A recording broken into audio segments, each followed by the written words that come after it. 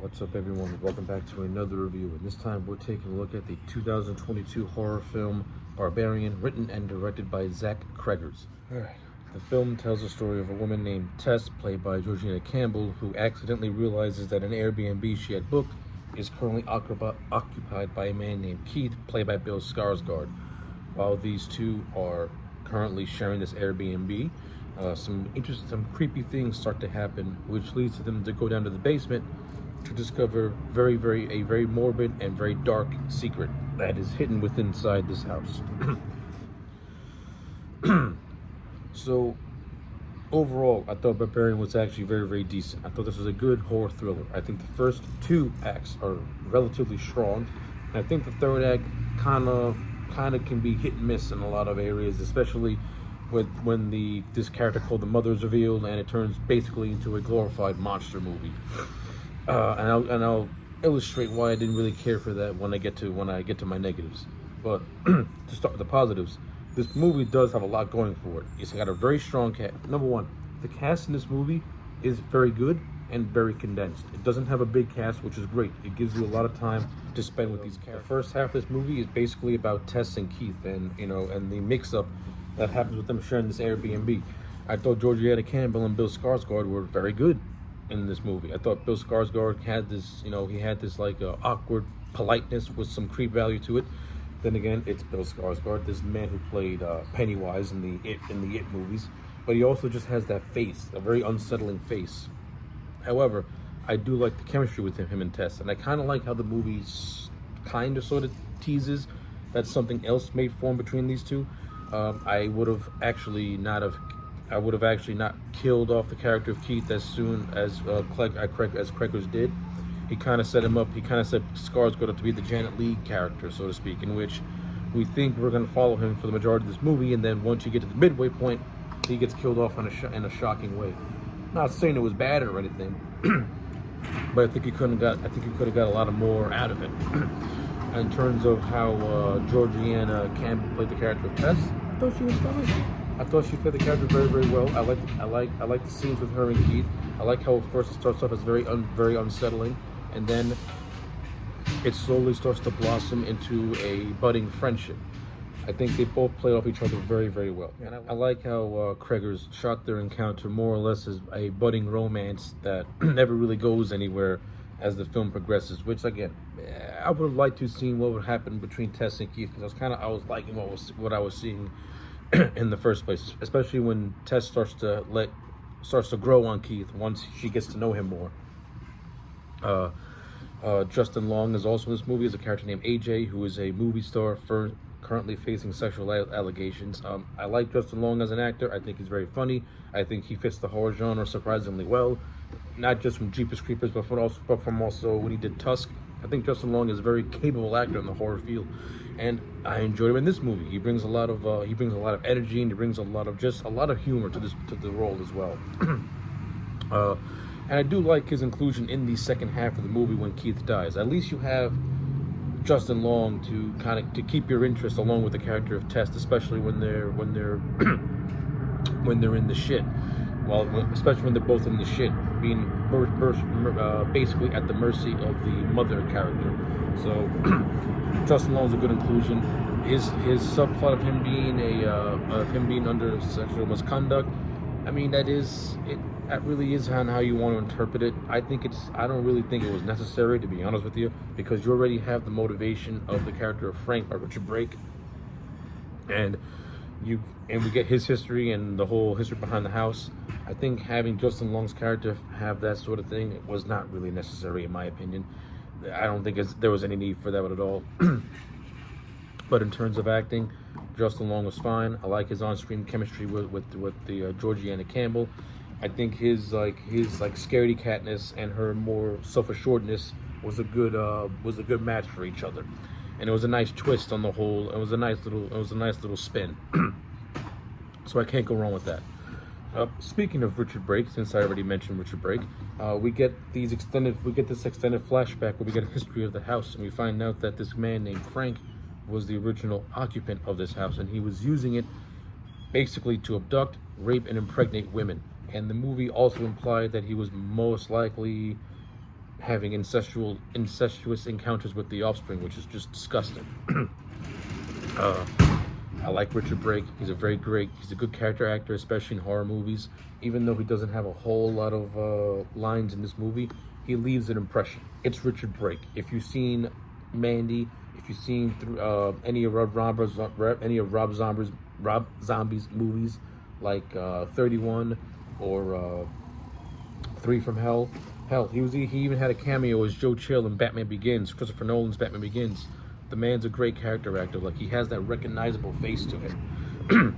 And personally speaking, I would have liked to have seen more scenes of Richard Brake in this movie, especially of him just doing dastardly things. Now, not being overly graphic with it, but maybe create more of like this like tension with him. But in the flashback scene that we did get, I did enjoy it, and it is cool to see Richard Brake, even though he's just a side character. Then to the fact that he's here, the fact that he's getting work, I like it because the man deserves it. He's got a lot of talent. So yeah, in terms of like the acting and the actors and some of the characters, nothing against, pretty solid so far. In terms of Zack Cregger as a director and a writer, for the most part, this is a really well-written movie. Like I said, I think the first 2 acts are very, very strong when it's focusing on Tess and Keith and their relationship. And I also like parts of the second half with Tess and AJ. She has like these 2 different relationships with these 2 different guys. Like, one relationship feels like a budding romance, and the other one is more a fight for survival. So I like that. I thought Crokus did a good job at balancing out both those things. Well, like I said, I would have liked to have had Keith in this movie longer than what he really was, especially when the shit hits the fan. I would have liked to have seen how he would have reacted to the AJ character and see more of a budding romance with him and Tess. No, I think you could have gotten some more mileage out of that instead of just having Keith be the Janet Leigh of the movie. But in terms of directing, I thought Zack Cregger did a good job of building up tension and suspense. The movie is a slow burn, but it's not a boring slow burn, as at least you have characters that you can get invested into. And in a lot of areas, the character of Tess could be a smart woman, and in a lot of areas she can come across as kind of annoying in a lot of aspects. Like when she first gets locked in the basement, she sees the hidden passageway. She instantly says, "No, not going down there." A minute later, she sets up mirrors and she goes down there. And that's when she finds this room with a camcorder, and a bed, and a bucket, and a bloody handprint. And that's what convinces her to just like, yep, gotta leave. You wouldn't have left once you've just found a dark hidden passageway. That doesn't look suspicious to you at all. You have to investigate. That's where I think Zack Cregger's went into the whole horror cliches, and he had these characters do dumb things like going down in the dark basement to investigate in order to get the ball rolling. That to me feels very forced and very contrived, and that's just Zack Cregger's having to have these characters act dumb just to push the story along. I think there are other ways that you could have made that happen, in my opinion.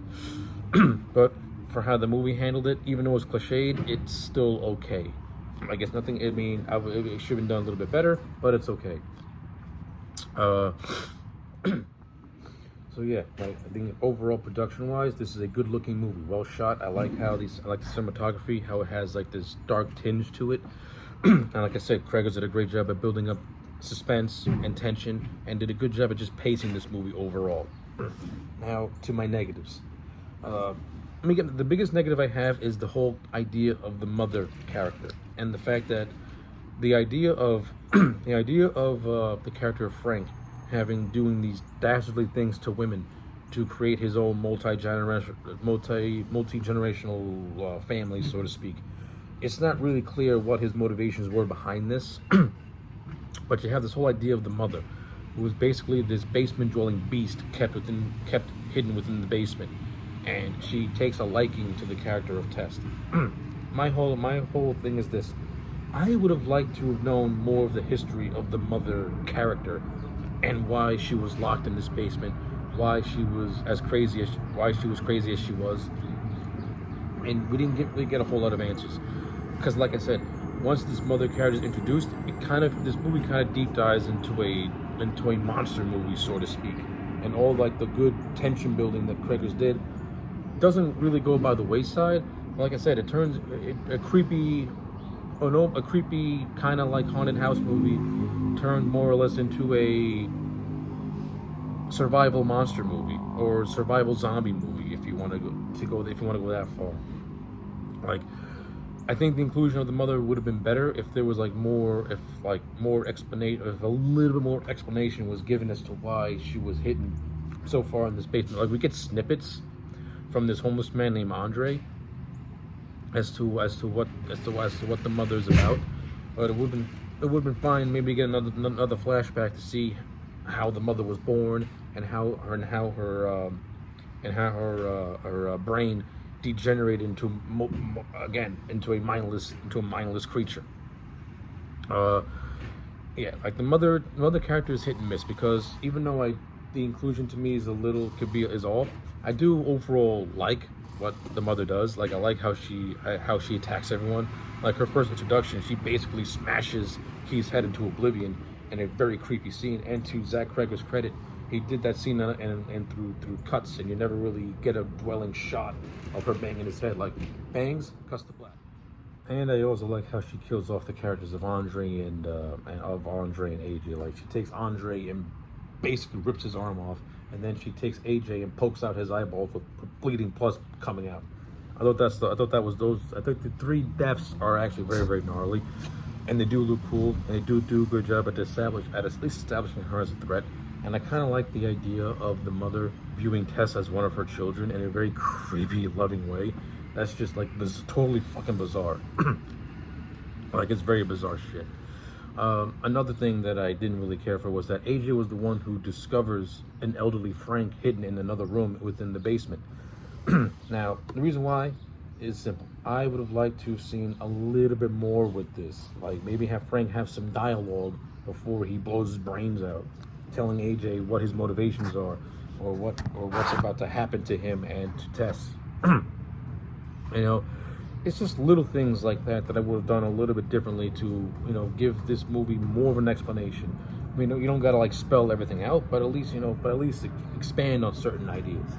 But but at least AJ watches this tape where he sees Frank doing his dastardly things and instantly says, like, "Here, the cops are coming to get you, boy, and you're gonna go down." So that was fun. And the last thing I didn't care for is when the character of Tess tries to get help from the police and they completely ignore her calls. Now, I would have been okay with this if the cops didn't act like they were finding excuses to not help this woman. Like, this scene to me felt very, very forced. This whole exchange with Tess and the cops, it felt forced. I thought it was actually really stupid, and it's just a contrived way to have Tess go back into the house by herself. I would have gotten rid of it. Wasn't really necessary. At least have the cops pretend to act like they want to help this woman by going into the house but not finding anything and then leaving again. And with Tess continuing to beg, but them saying that they did what they needed to do, there's still nothing there. Instead, they play it off as Tess was trying to break into the house or break out of the house, and the cops are trying to trying to pin a B&E on her, so to speak. So, like, I thought the whole thing was very, very forced. But yeah.